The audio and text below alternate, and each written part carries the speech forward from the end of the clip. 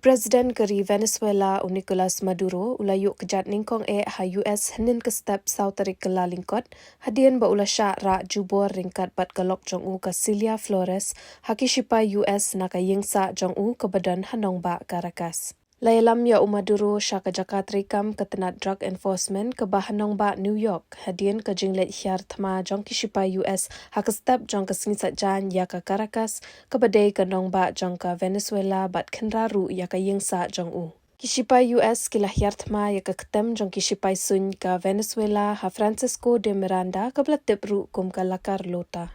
But I want to be clear about one thing. Nicolas Maduro had multiple opportunities to avoid this. He was provided multiple very, very, very generous offers and chose instead to act like a wild man, chose instead to play around.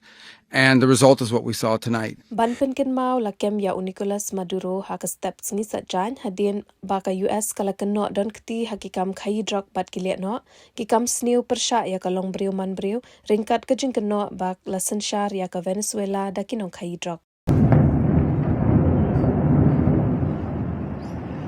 Venezuela was increasingly hosting foreign adversaries in our region and acquiring menacing offensive weapons that could threaten U.S.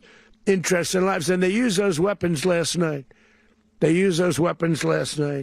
Potentially in league with the cartels operating along our border. All of these actions were in gross violation of the core principles of American foreign policy, dating back more than 2 centuries. And not anymore.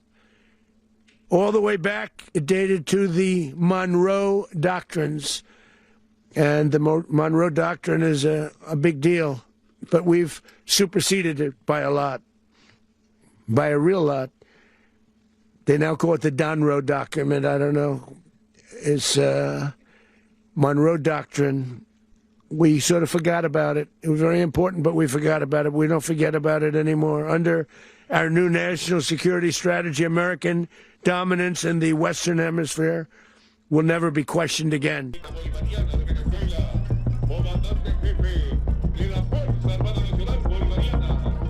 Earlier on Saturday, Trump posted a picture of what he said was Maduro on board a U.S. warship that would be on its way to New York, where the Venezuelan leader and his wife are set to face criminal indictments on drug charges.